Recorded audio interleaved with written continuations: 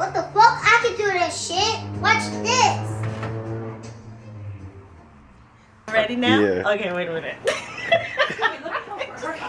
What's up, y'all? It's your girl, Yana Bean, your American Gangster Trap Queen, straight from Boston. I'm in here with my guys from Talk of the Town at Universal Studio.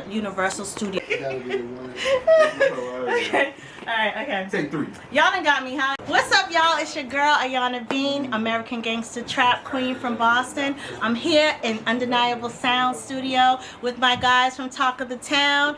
I cannot wait for you to see this interview, and we'll see what's happening next. Peace. Hey yo, you already know what the fuck is going on. It's your motherfucking favorite host, G Honcho, represent Talk of the Town, represent Mass Coalition. And, of course, I got my big-headed brother, aka my coach, to the left of me. What's poppin'? Where's your boy Mega Magic? And y'all sure already know who she is. You already know this is part 2. We got the infamous Yana motherfucking Bean in the building. Amazon bestseller, BT. TV personality, Okay, come on, Come on. more. founder of her own non-profit. Come on. And yesterday I was cited by the state of Massachusetts. Oh, congrats. Talk your shit. Let's get it. Let's get it. Yeah, It's lit. It's lit. dope. How you doing on this Sunday? I'm doing good. I'm glad to come and sit with you again. Long overdue. It's about a year, I think. Yeah, it's been about just about a year. That's crazy. Right? That's crazy. Yeah. Well, And in that, yeah, she's been busy. yeah, shit. been She's busy. always been busy. Yeah. Always been busy. Talking about podcasts, workshops, putting events together. Yeah. I mean, and just moving the culture. I don't know. How do you manage? Like, how do you manage to do all that and still have time for, like, you know, your personal life or whatever? It all goes together, I think. Mm-hmm. It all goes together. Time management is one of my biggest, the biggest thing that I need to continue to work on. Right? It's not. I'm very unorganized. You know, honestly speaking, I'm unorganized. I don't do things in a manner in which I could have time management. So it's like, yeah, you know, sometimes if someone calls and asks me to do something or sends me a message, I'm just like, yeah, before I even hear the date, what they said, what the time is going to be, and then it's like, oh, I forgot this, I forgot that. Like, I don't have an assistant or anything, so I got to rely on my Felt that. Google Calendar. Felt that. or I'll go down the text message, or, you know, if it's through DM or something. So I have to get better at that. I do, but I mean, it is what it is. You know, when you're trying to accomplish something, you know, some people have a goal, right? And then it's like, okay, these are the steps. I'm going to just follow this straight and narrow to this goal. But other people like me can't do that, because if you have multiple things that you're doing, you can't just walk a straight line to the end of the road. Like, there's many detours and a whole bunch of and sometimes it intertwines together. You know what I mean? Like, one thing goes with another thing. Now you gotta reroute that. But I do my best to try to make it happen still. So, you know, it is. Just like you are. You've been moving. No, of course. know? But not hearing it from my entrepreneur. Hearing it from my, and I like how you mentioned time management, because even like looking at the things that you've done, outside looking in, you'd be like, damn, like this woman right here is magical. Like she must be on her shit. So like just hearing you saying that you're just working on time management is like highly important, even to other like working entrepreneurs out there, because it's a huge thing. It's not easy at all. Like, I'm totally honest and transparent about everything, because sometimes it can look like, you know, we all look on social media, it looks like someone's doing a lot and they got it in order because you see them doing a lot, but you don't know what it takes to do those things. Like, to take a quick picture out of a messed up situation and that looks good, that's great, you know, but that's not how it looks in the background. Like, there's a lot of closed doors, there's a lot of, as many open doors that there's double those in closed doors.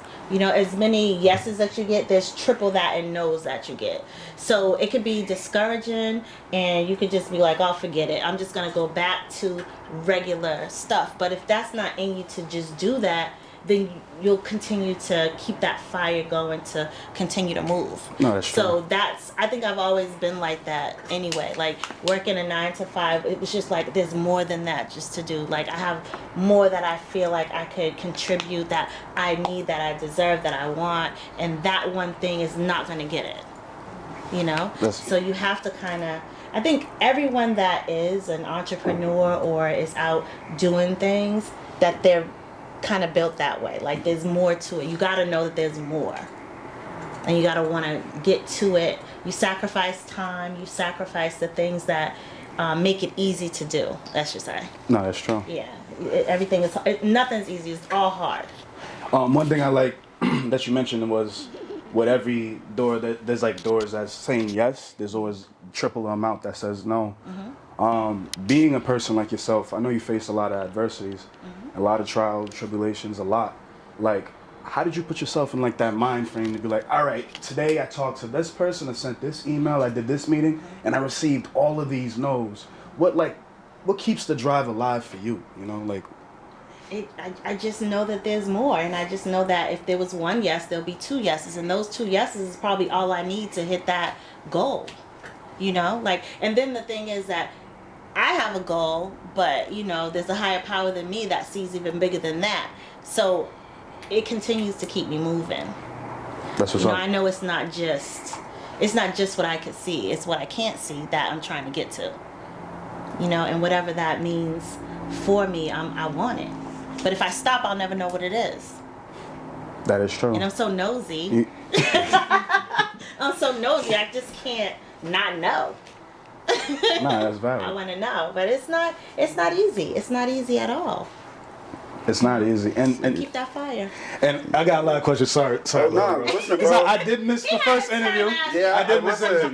So I'm really doing my wanted y'all to research, and there's just so connect, much I really want to know more. I wanted y'all to connect. She know I got questions for her. I'm not worried about it. She knows what's coming. Amazon bestseller. Yeah. You know what I'm saying? Like, I'm a reader. I got the book.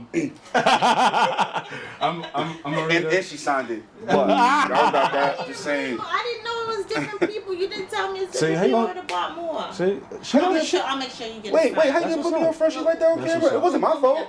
No, of course. This is not gonna be last It's his time. fault. He didn't tell me. It's his fault. He knew. But anyways, I take it back. I know, my bad. Amazon bestseller. Yes. Yes, I'm always gonna keep repeating that because Yes. I've never met a person like in the flesh that hit the charts or anything. You know what I'm saying? So I gotta give you your flowers, especially you being from Boston, you know, and we represent the culture out here. So we definitely have to applaud you. I'm gonna keep applauding you every time I meet you. So Amazon bestseller. Thank you. So a year and a day. Memoirs of a Regular Girl, right? Like, where did the name come from? What derived you to really dive into that? To really put all of that out? Like, what was the main drive for that? Well, one of the things was doing the show, the American Gangster Trap Queens. Who knew me before the show, right? So, and then you introduce yourself. It's like you introduce yourself to someone's parents, and this is who you are. They don't know anything else about you but this. So how do you get someone to know you and not what you've done or what you're known for or what anybody has information on, right? So you have to give them who you are. So with doing the show, you're only getting a couple of chapters out of my life, and you can't.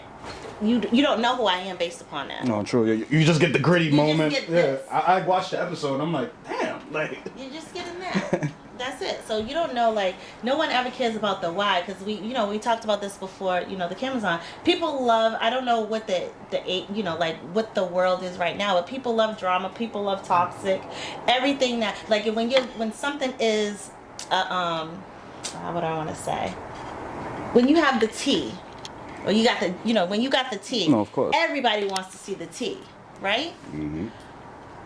But when you have what's real and what's true, without the tea of it, nobody really wants that. They don't want the reality show without the liquor or the weed.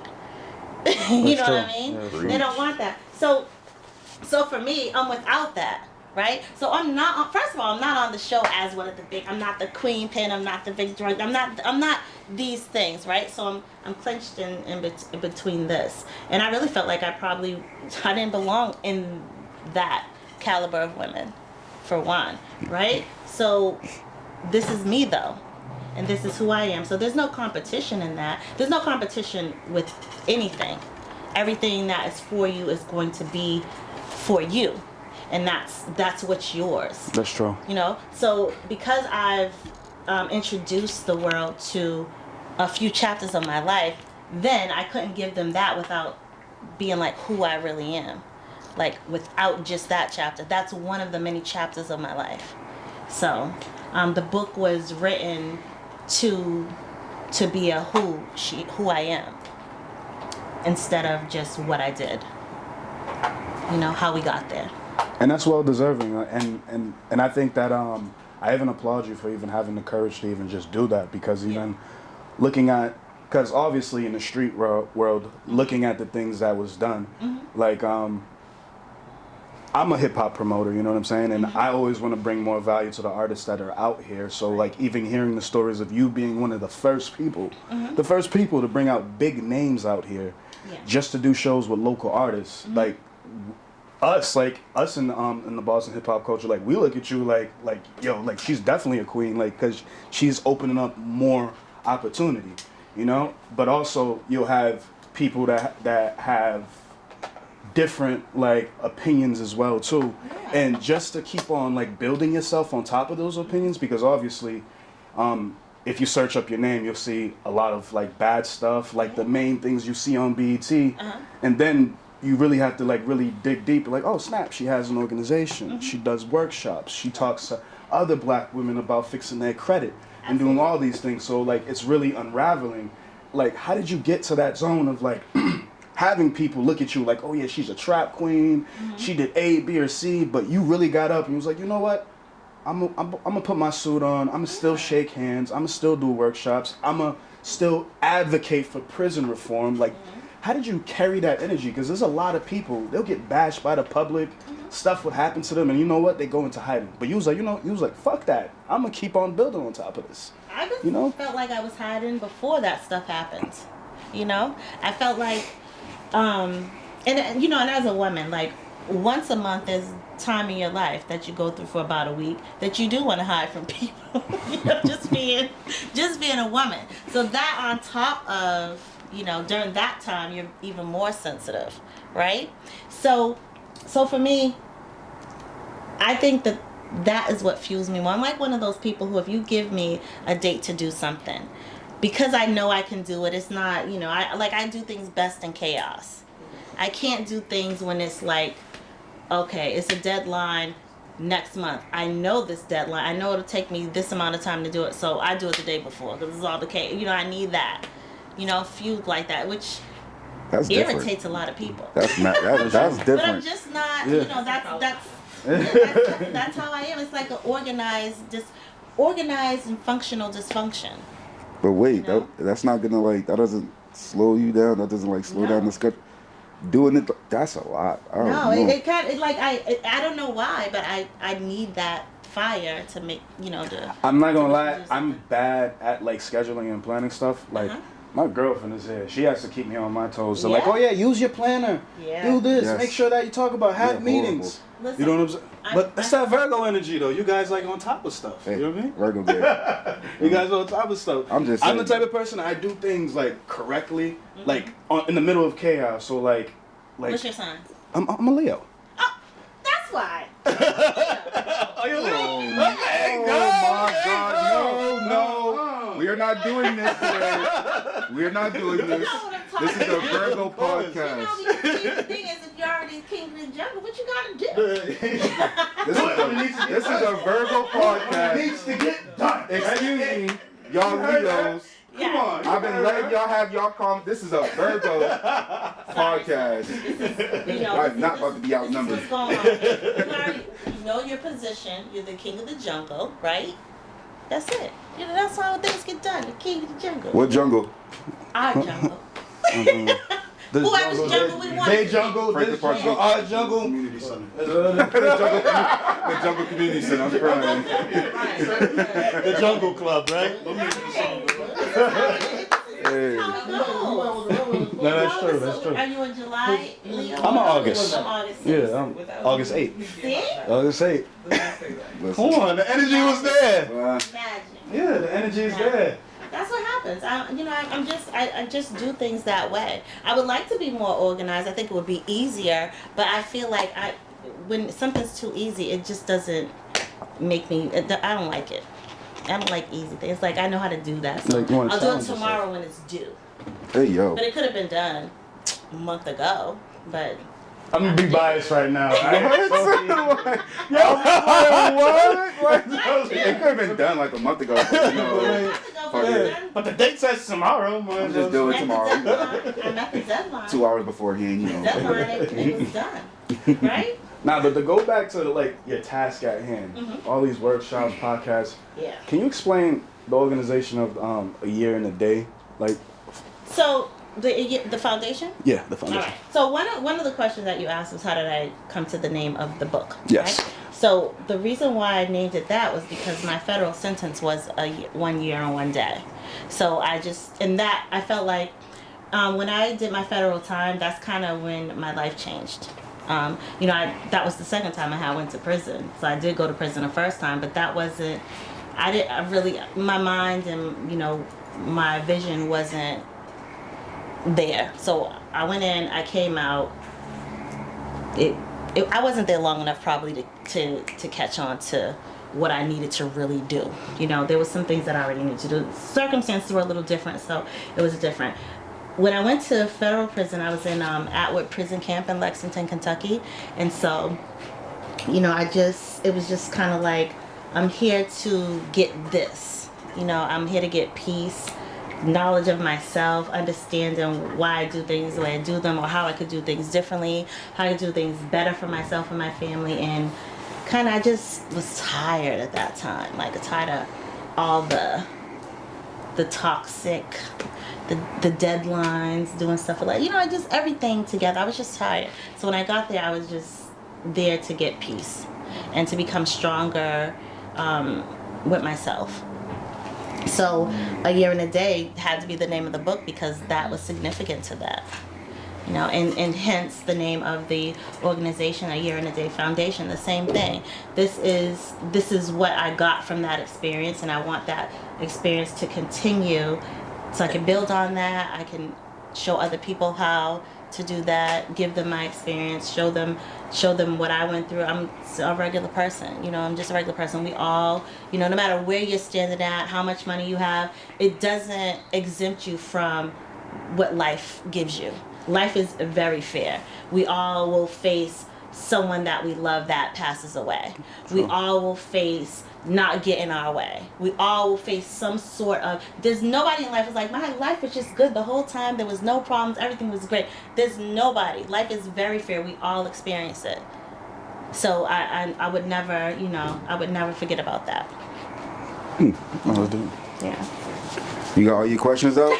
I still got some, but I don't want to make a scene. I know he's wheeling right now. It's just, so I'm just sitting there like, I'm going to save some. I'll save some. Ask some of my questions and everything.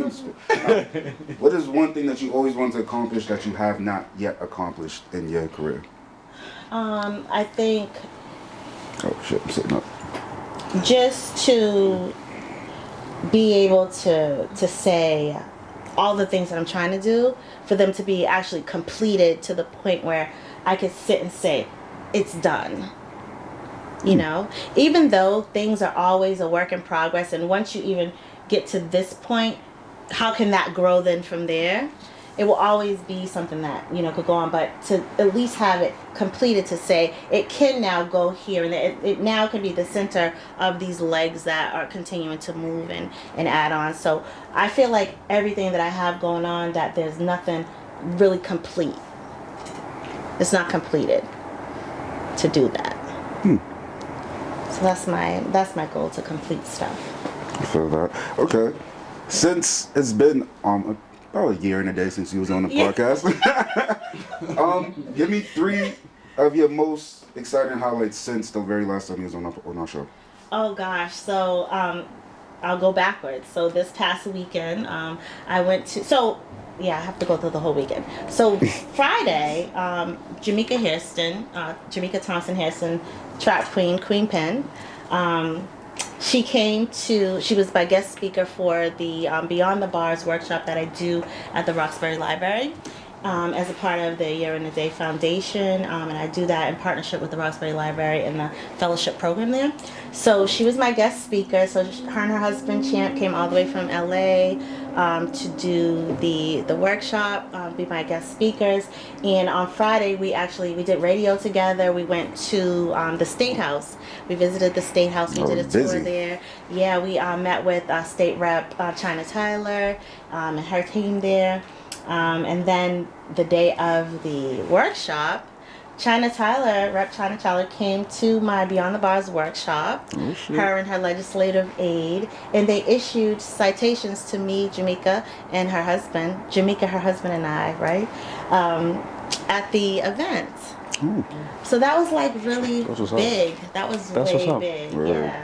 Yeah. So you had like a former senator there too, as well too, female. Diane Wilkerson. Yeah.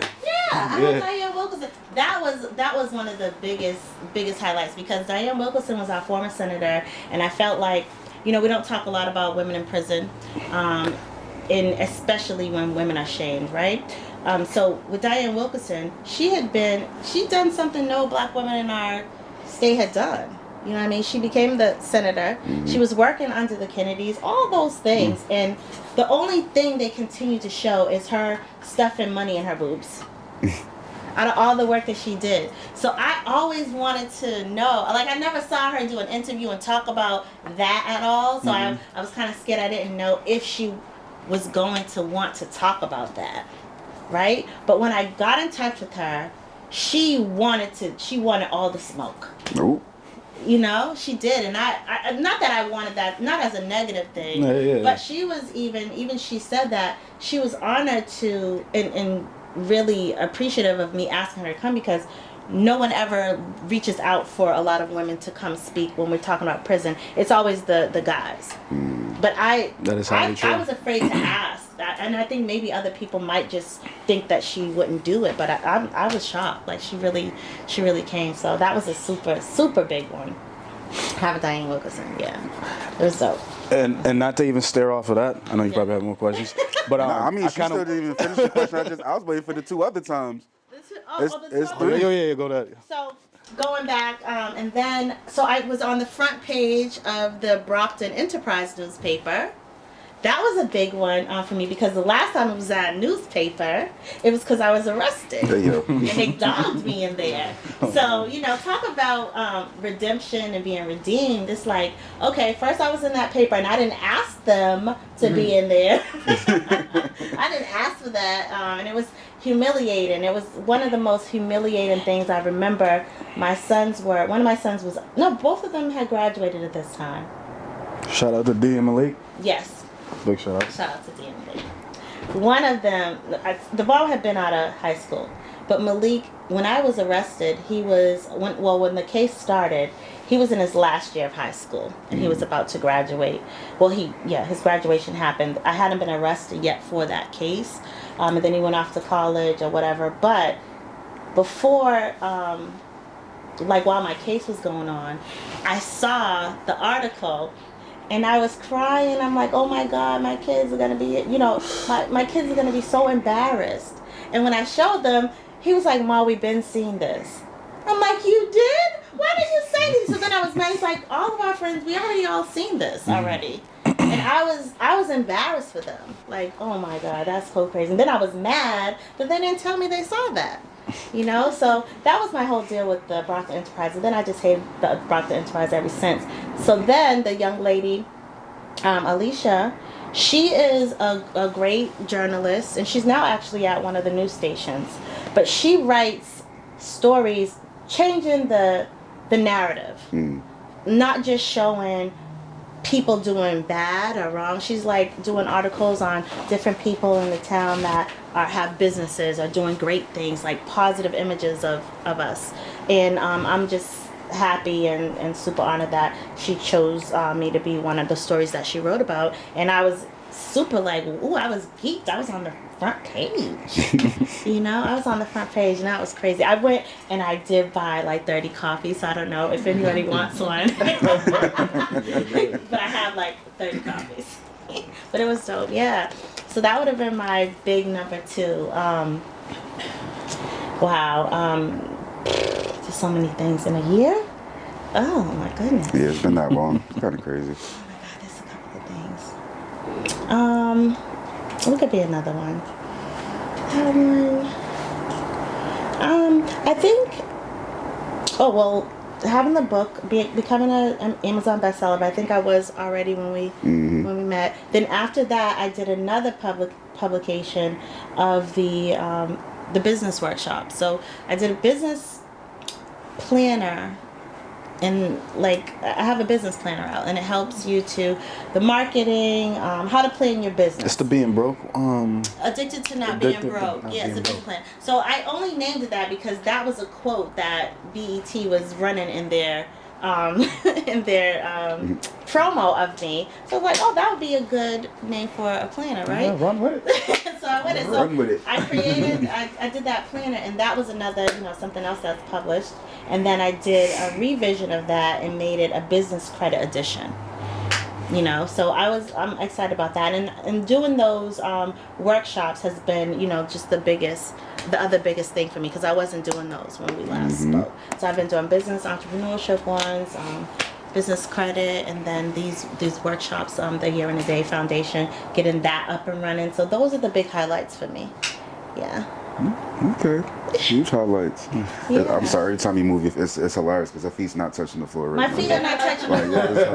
yeah, it's hilarious. Why am I not? Why is this? I feel like that. Hey, yo, no, that is hilarious. All right, so because you know the music industry, you know the world today, or whatever the case may be. If there was one thing you could change in the music industry and one thing you could change in the world right now, what would it be? Oh goodness. Well, one of the things I would like to change is poverty. I don't think that anyone should be, I don't think that we should have homeless people. I don't feel that we should have those type of things. I think that our government makes enough money, our states make enough money where they could provide basic housing for people who are unable to do so. That's like a big, one of my big things. And then the other one in the music industry, you said? I think I like how the music industry is now. Ooh. Because I feel that the artists own the industry now. Versus back then. Like, there was a whole process back then, like pressing up vinyl, doing all that. Like, I was, in that era. So, like, people, artists looking for labels and all that stuff. Where now it's like, you can literally be seen, be heard by using your own, all these different avenues that there are right now. So I think this is the best time in music for an artist. I really do. It's just that people really, if they don't have the knowledge to navigate it or really what to do, and then there's the whole, still thinking that you need this big machine behind you. But the thing is that they need you to run that machine. Right? So if you do get a chance to connect with someone, it's because they're watching you, because they need you as the artist. They can't exist without any artists. But totally I think the artists run the industry right now. Y'all hear that, Uzi and Oso? Yeah, they do. There's so many avenues. Like, when you want to do a show, you don't have to wait for the label to come for you to do a show. You can make your own show. Yeah, right? sure. Yeah. You want to do an album, you can put out your own album. You want it to be seen, you could buy your own TikTok dancer, have them create a dance system. There's all these tools that artists have right now independently that they can use. They nearly could just manage their own selves. Yeah. Basically. You could buy a TikTok. And to go back into that, because I know that you have a lot of history and a lot of knowledge in the whole management realm, right? And I know right now you're admitting that artists don't even kind of need managers; they could kind of like do it themselves. Right. What are the couple of the things that you think artists should be putting their money into to get closer to getting those features or getting to the labels? I know what he's doing. He's starting like an 18-part question of his. I know he's about to follow it up. I'm telling you, I know what he's doing. He needs to know this. I think everyone needs to know this. Some people don't know what they put their money into. Everybody. They don't know how to spend their money. They don't want to put their money. Because a lot of artists. Wait, I'm sorry. Say that again? They don't want to put. People know where their money should go. They don't want to put it there. That's and if a real- they don't, that's a okay, real so thing. let me be That's a real- clear. Maybe some people really don't know where to put their money, right? But okay, so we can answer this question together. How would a person be seen? How can a person be seen as an artist? Like promote, how? like promoting themselves, So there's your branding marketing themselves. and promotion tools. So money should go there, right? Okay. What's the second thing that an artist would need? Now that if you're marketing and promoting yourself, then now you're being seen. Well, first of all, before you get there, you need to have your business in order, right? Because say you do get picked up by a label. Is your business in order? Do you want to be an artist, or do you want to do you want to have a song out, or do you want them to respect you as a business? Because as an artist, you're a business. You got to create leverage for You yourself. have to, exactly, right? So you need to take the time to take your money, to have the right lawyer, make sure your paperwork is in order, to make sure that you have your always copywriting your thing. So the money should go into making the business secure. You as the artist is the business.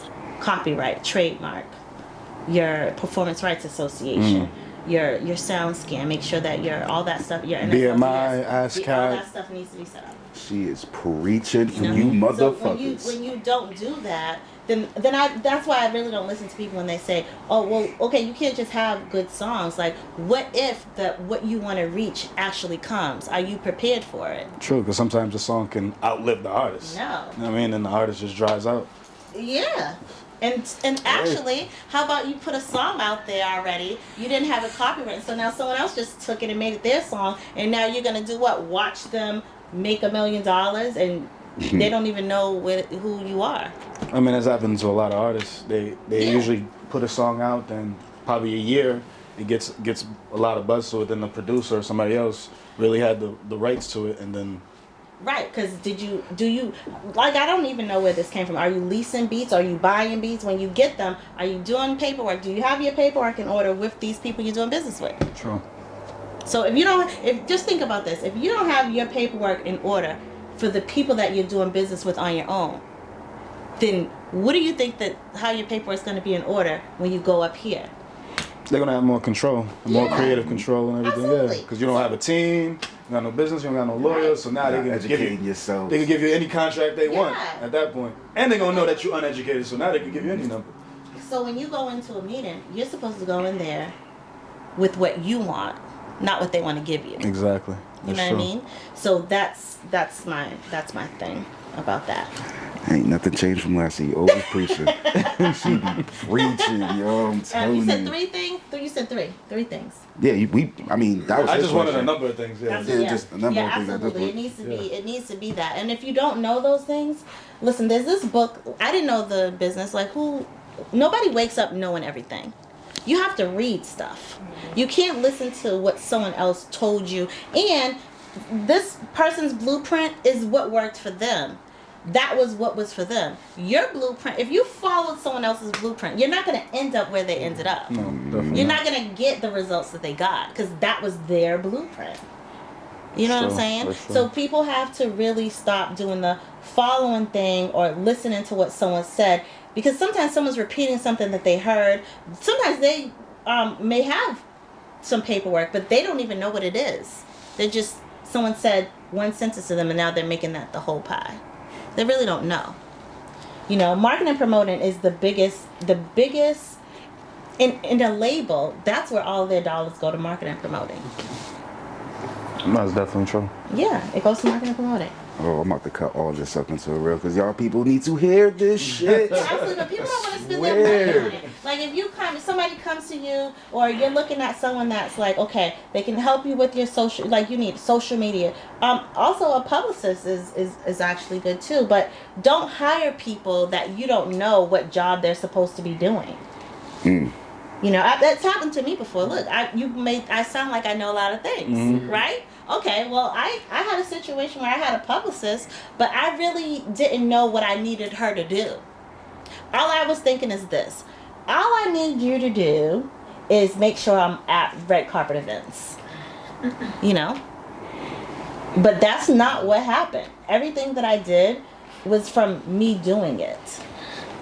The money that you gave was probably unrefundable, and then Unrefundable. yeah, and then, Right. And then it makes you want to be like, yo, you don't play me like that. So now it turns personal. Hey, yo, did you know hear what I'm the saying? hood come out? She said, hey, yo, you don't play me like that, right? It becomes personal because you're trying to do something, and you might that all that you got. that's true. If you don't have your knowledge, someone can take all that you got, and then you're stuck, and you're back at square one again. It happens to Yeah, that's valid. people that know That's things really and people valid. that don't. You just see Fat Joe. He was talking about how his accountant was robbing him. Yeah, It happens to everybody. It happens a lot of them, Life especially is when they're fair. young. Life is fair. That is definitely true. Everybody. You can be at the top of your level. You can have the most of everything, but stuff might still happen. All you have to do is continue to make sure you, making sure you have the knowledge. And speaking about knowledge, not only about the entertainment game, but you've been also sharing education to other women about like how the jail system is, how like prison reform is. I was watching this interview on YouTube, and you was speaking, and you put it. I don't know who was doing the interview, but the way you broke it down when it came to prison, I loved it how you said that. Like, think of it like this: when a woman goes to prison, just like outside of prison, women are usually like second-class citizens, right? Yeah. So in prison, it's looked at the same way.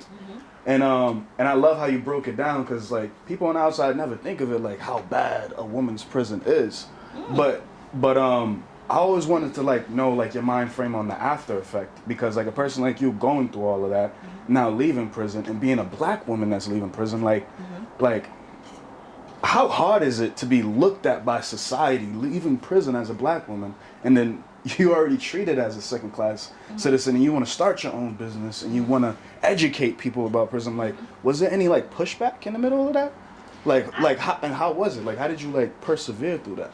I really learned very well, and I don't know if it's because I probably diagnosed myself later on in life with ADD or something, right? I really know how to block out the noise of other people, and I've always been a person who I don't ever care what nobody has to say about me. You know, the only people that hurt my feelings when they say, like, it bothers me for like this maybe, right? But with my sons, or you know, my sister and my sons, how they feel about something, that would kill me. But other people, I never care. I never have cared at all. So coming out of prison and then doing the show and seeing people's comments, it was like, oh, I can't believe someone saying those kind of things to me. I was looking at those comments, so I was like, I was gonna be one of my. I was matching up the time. This is how it was, and this I was like, yo, she is super strong. I'm matching the time of these comments and then seeing what you're doing now.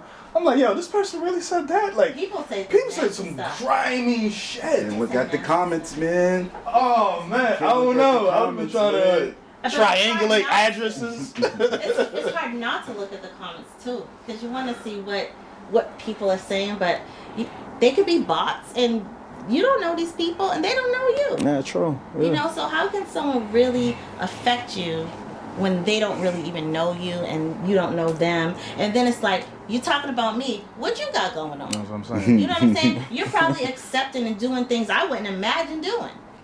But I don't know that because you're not up here on this stage, so I don't know. Voila. You know what I'm saying? Voila. You know, that's what you say. So I don't take it. I try not to take it personal, because, you know, for the simple fact of I have an opinion of people too. You know, I'm not exempt from saying, oh my God, I can't believe they did that or whatever. You know, I'm human. So, you know, but I wouldn't go on to social media and make a comment about someone, or that's going kind of too far, I think. That's true. I think so. But I mean, when you come out into the public eye and you're doing this, then you have to also accept what comes along with that, which is, you know, public opinion. That's true. So I had to, you know, again, block out the noise of that, because I mean, it wouldn't stop me from doing anything anyways, but it would just make me, that actually gives me more motivation. No, of course. To continue to go Because on. out of every 3 of those people just hating all that, there's always like another one person that's just championing everything that you do, and that's being motivated so they can do more. Yeah, you know? I focus on the positive things from it. It's good to know, like, if you need to humble yourself, I guess, read some negative stuff. But I don't, I think I'm as humble as I could be. I never go outside or think I don't never think I'm above. I hope that I don't ever come off across that, that way. But it's, it is what it is. Really, honestly, it really is. But God bless them. Oh, she didn't just end it like that. But God bless them. They just put more value to the stock.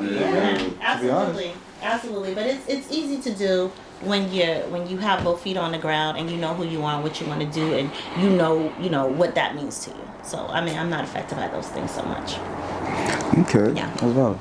So what advice can you give to a young author that wants to, probably write a book or, do I it? tell them do it. But again, the same thing. You cannot. I went through several different types of ways to write my book. Like I hired a person, like a ghostwriter person. Like how do you hire a ghostwriter to talk about you? You got to give them the information, right? So it's like, but I didn't know. I felt like I had some knowledge because I did some research, but I didn't feel like I could actually do it myself, right?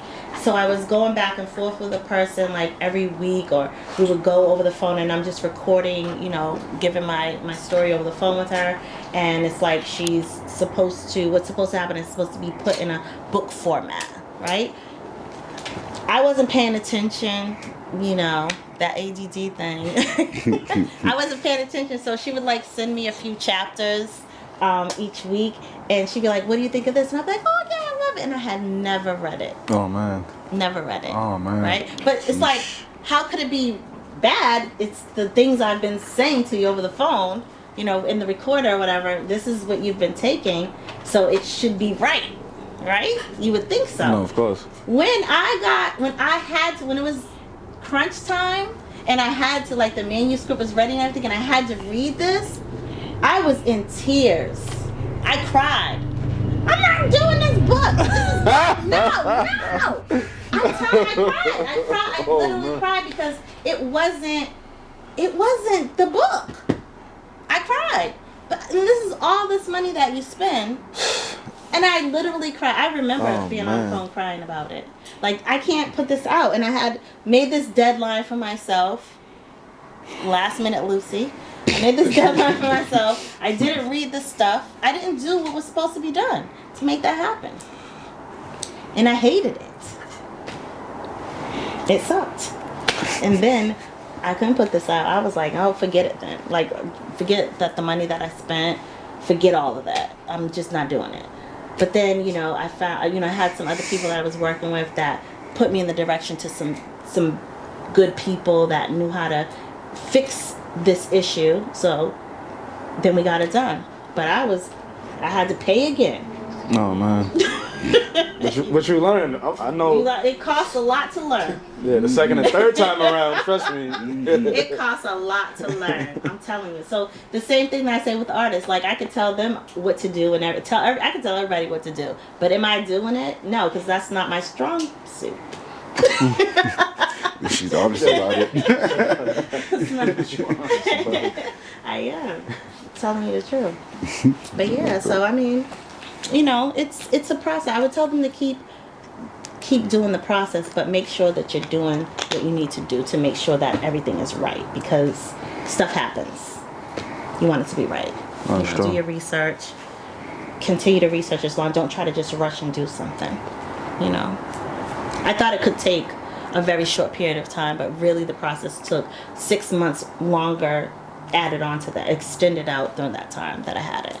Oh, no. Yeah, it was 6 months more. But it worked out, right? It came out when it was supposed to. Nah, it came out, yeah. Because, man, it was a process. So you gotta trust the process. Yeah, it was a process, y'all. But definitely keep doing it. Don't stop. Don't stop. Keep doing it. You heard? Yes, don't stop. So what's coming for 2023? Oh man, 2023. Hopefully, well, I've been working on I have had a script already for a movie. So that was we were supposed to start filming that at the beginning of this year, but it's just probably be closer to summertime. working on also, I hate to say stuff which is not done yet, but like a talk show kind of series thing with another network. Hey. More interviews, more workshops, getting the A Year in a Day Foundation, like really, elevate that more to where the end goal for that is to have a transformational homes for returning citizens. So that's the big goal for that. So that's going to be a little bit of time. Yeah. So, Explain more about that. That sounds real dope. so when you come home from prison, if I went to a halfway house, if you know anyone who's gone to a halfway house, but what does the halfway house do? It's a halfway house. It doesn't halfway do nothing. It's supposed to, like, you got to come home. You come home on probation. You come home if you're fortunate to. Some people are in prison and they can't get halfway house because they don't have an address to come home to. So I want, for the transformational house, I want this to be an address that they can use, that they can come home to if they don't have one, and then be able to transform their life from there. Because the process would be, the probation officer goes out to the address that you give them. They approve you to go there, right? And then you get however amount of halfway house time they're going to give you before you get to go to that home. You don't just come straight home. So I had to go to the halfway house first. I was there for a month, and then I was able to go to the address they approved. And that had to be approved before I even left prison. It's part of the process of you being approved for halfway house. Right? You gotta already have that address in the system. You have to already have this stuff done. It's nothing that happens when you come home, and then it happens months before you even get out, because the process takes forever for whatever reason you don't know, right? So then you get there. Now you have to find a job. Okay. Well, if you know I need a job, why don't you all already have stuff set up for people that's coming home that they can already go and start working at, right? So I found that to be quite odd and aggravating, because you're on my back to go get a job. But now, again, like, I'm a professional, right? So I was a financial aid advisor, loan man, all these different things. And where I'm going to go to get a job at. So I did go and I got a job at another school through a temp agency, right? It was like a vocational school or a trade school? What type? It was Wentworth Technology. No shit. I went over there, and my probation officer was like, "You can't work there." And I was thinking, why? Where am I supposed to work? I'm like, what money am I supposed to make? Crazy. But so I was there for like 3 weeks, and then I had to go because he ruined my life, right? So what other jobs were they trying to give you? I mean, I had 100 interviews. You have the job while you're sitting there, but then you leave, the background check is done, and now you don't have the job. I even was denied, and I talk about this to the death of me, because I think it's very important, and it's a bill that I want to work on with the state. Background checks. Who does background checks? The employer. Are they qualified to do background checks? Do they know how to read a background check? What are they looking for on it? No, what they do is they send it off to a third party. The third party sends it back to them. It has a red flag on it, or a list of your record. Okay? So now, that's a regular person at work. I'm a manager. I get people's background checks. Was I ever trained to read a background check? No, I was never trained to read a background check. No, you just... all I know is that this person has stuff on here. So it's my decision to say they can't have the job or not. Right? Because there's nothing in place of the job that says if a person has a positive record, they can't have this job. So literally, it's someone's decision to say yes or no. So we need to make employers responsible enough to say, listen, this person's life is in someone else's hands that lives next door to you. It's nothing special about them. They don't have the knowledge to be able to give that decision, in my eyes. I don't believe so. Right? So we need to make them more responsible. I was denied a job from Instacart. I didn't go to jail for stealing nobody's groceries. You know what I'm saying? And if I go into the grocery store and bag someone's groceries, how does that make me ineligible for this job? Does it make sense? No, that's true. So people are getting denied for jobs. Just off of whoever's reading it, probably like, oh yeah. Well, positive, can't have it. Exactly. But when you're sitting in front of someone and they say, yes, you have the job, we're going to run the, then contingent upon your background check. But if you already want to hire that person, why would you let that stop you from giving them a chance? No, that's definitely true. You know what I'm saying? So, I mean, yes, there's a catch-22 with it, but before I went to jail, I wasn't a criminal. Before I was arrested, I wasn't a criminal. I've had lots of high positions. I wasn't one. So there's people that have them. Okay, there's also people in government that steal money and they still go back to work. No, that's true. It's happening every day. They go, some people commit certain crimes. Everything has to, I feel like we can't pick and choose who can do certain things. If we're going to say that these are the things that you're required to do, you're a citizen, you're returning from prison, you want to get your life right, then we can't put up 100 roadblocks for someone to go right back through the revolving door of prison. Because what's going to happen is if you keep hitting these walls, you're going to go back to what you know. No, that's true. Or even something new. And it goes back into the whole controversy of like that. Yeah.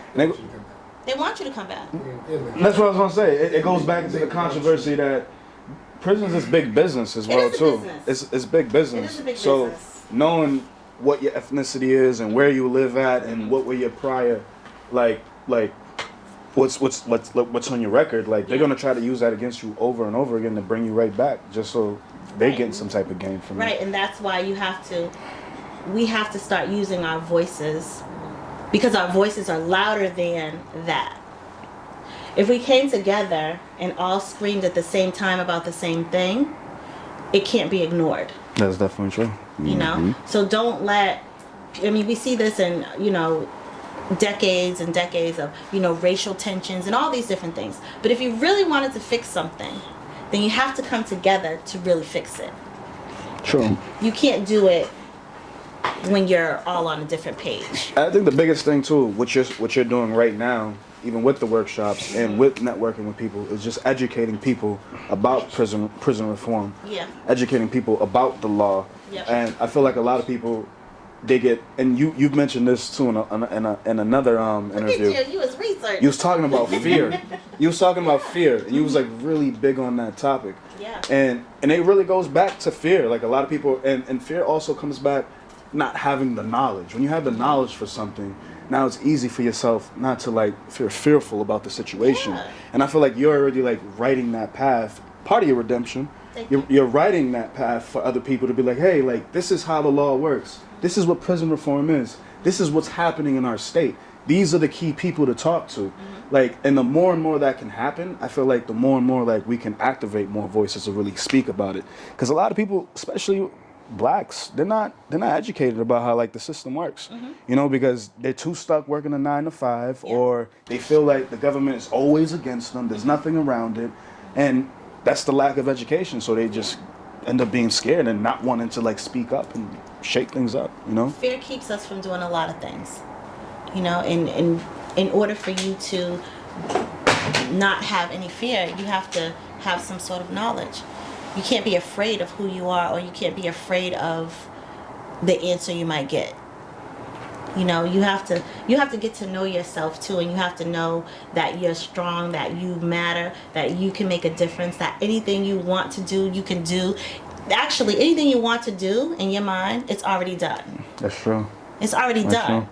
You just have to activate it. So this year, when you asked me, what is 2023? It's about me activating things that I've already completed in my head, but I got to activate them. And that's big for me, because I do procrastinate on a lot of things. I do. So I'm working on that. Yeah. You got your fur. I don't know. I'm trying to be. Every time she do this, I got slapped with one. I'm watching them fly out. You see shit? I was like, oh, shit. It wasn't the weed you was smoking. It really was happening. Hey yo. Hey yo. So I have one of my final questions. Okay. Do you think you have to leave Mass to get that opportunity that you're looking for? Yeah, I always have thought that. Let me back up. Let me back up and say this, right? There's things that you need to know. If you whatever it goes to every demographic, whatever it is, right? But I'm gonna use music because I know that's like one of your biggest platforms. So when you're look at the different industries. Look at New York. Look at Atlanta. Let's look at those two major places in California, right? Okay. The other day on Boston Culture's Instagram, there was a comment about Bia on there. Oh, she's not really from Boston. She's from Malden or something. And I was like, Medford. I made a comment, and people were attacking me in the comment about it. I said, well, who cares where she's from? She's lit. She was like actually the dopest one on Nicki Minaj's remix.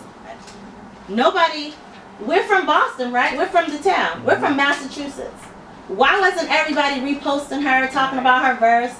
Do you know what that does? What happens with Bia being who she is from where she's at? People in the industry hit her up like, who from your town? There's a Bia. There's got to be more of her. She got to know the hot people in her town. They call her and her people. Who's popping in your town? Now y'all up on Boston Culture's Instagram disowning her.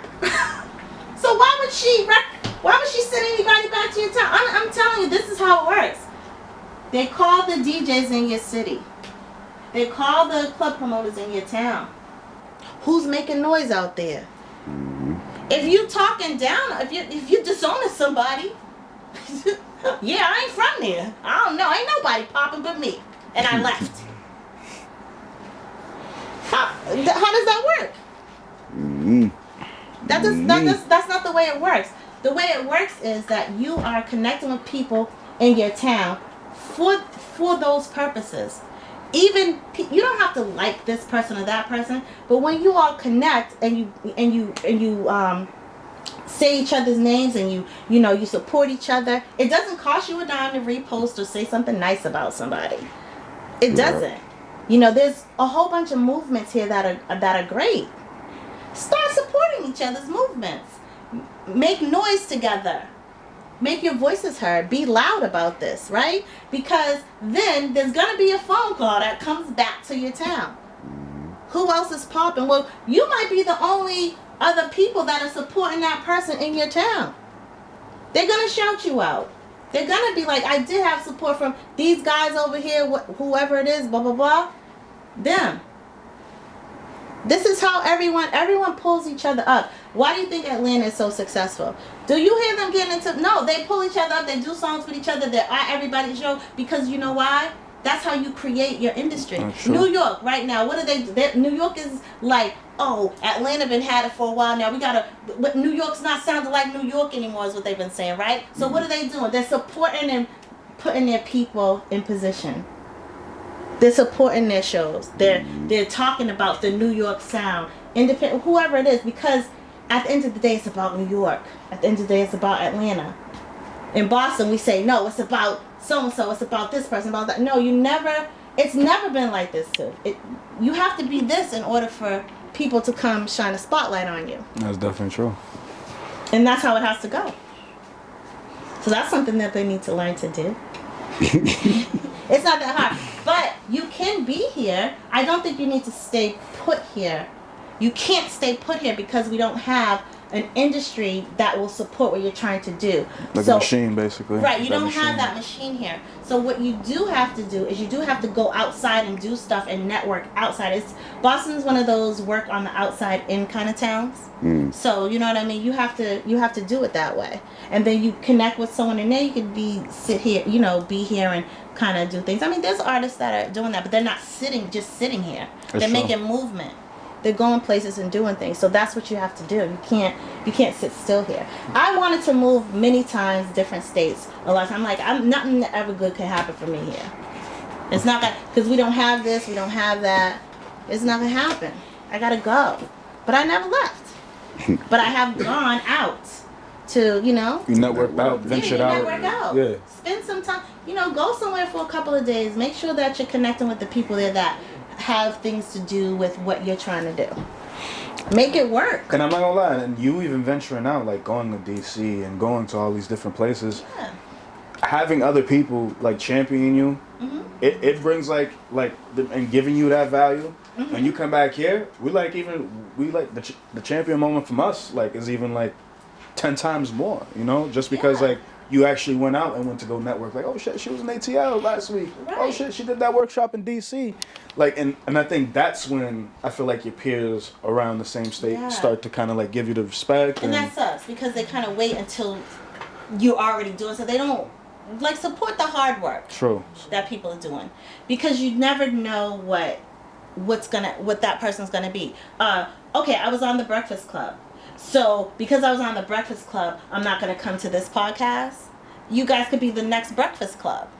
But if I'm looking at where you're at right now and comparing you to up here, then I would think, you know what I'm saying? Like, you can't do that to people. Well, it would be wise for you not to do that because you never know what's going to happen. You're going to take off. Tides shift all the time. Say you don't take off. Tides shift. Okay, but you try to. You know what I'm saying? We taking off though. Yeah. We taking off. Yes. We taking off. You didn't took off. Yeah. Uh-huh. Major upgrade from the last episode that she was on. Major upgrade. Well, the thing is that everything is growth. Uzi. Everything is growth. Yeah, definitely. Everything is growth. But if you stop doing it because you hit some roadblocks or because, people say, oh, nobody support me in my town. Okay, well, get another town. Hey, Get another town. Get another town. Hey, look at us like, yo, I love her, bro. Preach. Get another town. Get another town. Get another I love town. that, yo. I love that. Just keep working at it. Don't stop, because if you stop, then you don't know what could have happened. You know what I mean? Like, people always say, like, oh, you was on the Breakfast Club. You can't keep going and do these little, like, look. Well, I don't see nobody else call the beat. You know what I mean? Like, so I would say. You want me to wait for, so what if I sit and wait for something to happen and now it's 5 years and I'm still waiting? Like, you don't do that. What you do is you go and support your people. When you see that people are supporting you, you go and you support them back. If you supported me one time, I'll support you 30 times. You know what I mean? And that's how we continue to win together. You know, yes, there's going to be some people that support you and you support them, and then they get to a certain level and then they feel like, oh, I don't need your support no more. You know, yeah, and I know a few people, but I'm not going to say, but that's how it goes. You know what I mean? You know, it goes like that. It goes like that. People, you know, but then what happens is they got to circle back around. It always happens. No, it always happens. You can't escape it. Right. You can't escape it. You know, but you don't do that. You don't know what anybody's play is gonna be. That's a You know what I'm fact. saying? Somebody might have to come in here. Might have to. Oh, someone does radio. This is how it happened with me. I went out to TJ's DJs in the Moon in Tallahassee, and I wanted to learn how a record pool worked. So I called them, and I flew out there. They were doing. They used to do like a mix showcase, right? And they would do that every month. And they would have all the different labels would go. It was big. All the labels come, right? And so when I went there, they taught me about the how a record pool works. And then that night at the Moon is the name of the club, which is still DJ Demp is still doing events there to this day. But that's like the Tallahassee College Town thing, right? So I went there. When I went there, this is who was there that night. And it cost me nothing to get in. No velvet rope, nothing. It's not that type of place, right? So Rick Ross was there, but Rick Ross was not the artist that was being presented at the time. He was writing for Trina. So they had Trina there. Rick Ross was like, I couldn't even tell. I don't remember that was him until I saw a picture like not too long ago. I'm like, wow, I remember him, right? Gucci Man So Icy was just released. He was there, standing right next to him the whole night, right? Pretty Ricky and the Mavericks were there. Same deal.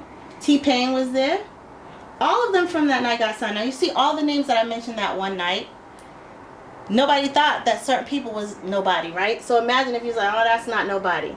Well, that was Gucci Man, right? Well, that was Pretty Ricky and the Mavericks, right? Well, these people were probably considered nobody, and then look who they are today.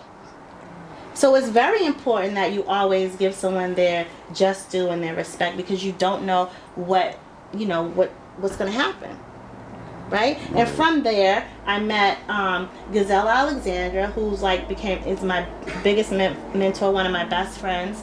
he was working for Koch Records at the time. And I was talking trash to him about, they were talking about, yeah, we coming to Boston all the time. And I'm like, go where? Where in Boston do you go? I don't see, you know, it's like we bring artists there all the time. Well, when you bring artists there, where do you go? Because I'm from Mattapan or whatever. I don't see them coming where they should go, where the people buy their music and the music that represents them. So he was like, all right, bet. I'm going to call you when I come in town, when I bring the next person, and I'll call you and let's see what we could do. So he contacted me, and I forget who was it Purple City, or see, this is way back. Purple City. Well, it was Purple City, Dipset, or whatever. He brought them to 94.5, and he contacted me. He invited me to come to radio with them. I took them around town to places in the city or whatever. Then I continued to build that relationship with him. Then he was like, you know what, I'm bringing Styles P, and I got J Hood at the time. Okay. Right? And he's like, I'm going to bring them through. Where can we go? And I'm like, oh, shoot. Because they go to 94.5. And obviously they go mix show because there's a top 40 radio station, right? See, these are things you need to know. And so where do they tell them to go? Where Bia is, right? That nobody wants to claim. In Medford, Malden, there was this spot. There was this spot down near Copley somewhere that they used to always send to, but there was nothing else to do. They didn't come to the community. Oh. So there was a mixtape store called On Top across from Franklin Park. And I went there, and I didn't know dude in there. I was like, yo, I have an opportunity to bring through Styles P, J Hood. Can I do an in-store here? He was like, let's do it. Right?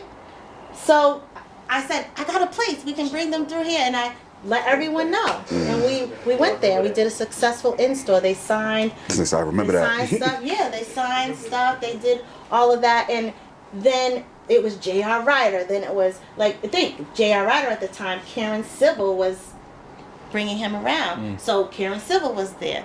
J.R. Ryder's there. Then Yandy was managing Dipset. So it's all these people. So back then, look at who they were. Look at who they are today. Right? And I got that opportunity, and I wanted that opportunity to be in my neighborhood.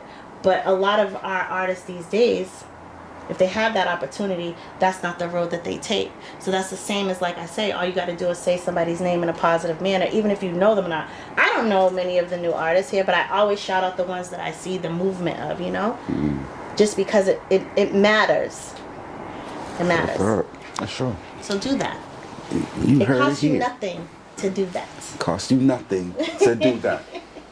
Right. Yeah, I definitely appreciate it. Definitely appreciate you times 100, because you always willing, to come on the show whenever I hit you up. You always so humbled. Every time you come on the show, you drop gems. So. Well, you're a star, so I have to come and, sit next to a star and shine next to you. Because I heard what you said about me. What I said? So I heard that you was at in Providence at the radio station, the Franchise Report, and they asked you who one of your favorite interviews was. Oh, you watching? Yeah. Nah, you can put that. Definitely was my favorite interview. Just the way it was, just you were just so humble, and then the book, and then the way you connect with everybody at the time, it was dope. And then we just been locked in since. So. Yes, absolutely. Absolutely. So I want to tell you, you're doing exactly what we've been talking about. Exactly. You mentioned my name in a room when I wasn't even there. True. You didn't have to do that. When you go to a platform and you respect people, or you see people doing some things, do the same thing, even the people that you don't know. And you know what? They'll hear about that because you're probably the only person from this town who would. And then they come back and they want to do things with you because you gave them a type of respect and love that nobody's going to give them. And that's how you continue to lead in what you're doing. Because some people is like, they need to pay me for that. That's true. But they don't understand that little bit of change would triple if I didn't have to pay you for that. That's a fact. You know what I'm saying? That's a fact. So just little things like that. So I appreciate you. Appreciate you. And I better always be your best interview. Don't worry, part 3 and 4 is gonna be coming on the way, y'all. You already know. You feel me? No, I appreciate that. It's been a dope, another dope episode. It's been like an hour and some change. That's what happens when convos is just good There's convo. So much gems. You feel me? And then this motherfucker, he been waiting. I knew Leo. he been waiting. He had I was questions waiting. like this. Of You course. can't control us. Nah, definitely. I definitely want to appreciate you once again. This is, what has been another episode. G Honcho represent Talk of the Town. My big-headed brother, my co-host to the left of me. The King Leo. King Just wanna Leo. say. Okay. See? So much love in the room. We're gonna call him Mega Mass.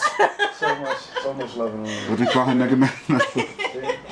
King She knows Kings what's of the up. I jungle. want to thank her feathers for, flying around our episode. You feel me? You already know. Like pink confetti. It's like Pink confetti. You already know. Oh my Peace, shout out, Yana Bean. This has been another episode, G Honcho, Talk to Town Masqueration. Yep. Bye. Thank You you. know. If you don't stop ending the damn episode with that, shit. It's that's what it is. Jesus. It's a good closing. That's really his tag, That's though. my tag. You know. Yeah.